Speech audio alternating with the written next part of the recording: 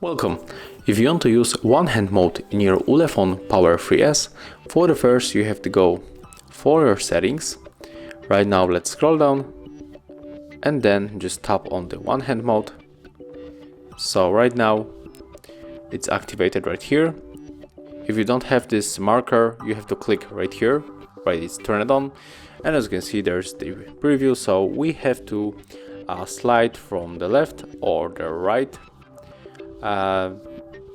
side of the phone to enter this one-hand mode. So let's try it, and as you can see we are here. If you want to get it on the left side, just click on this arrow, and right now we are able to reach all of the arena on your screen with one hand.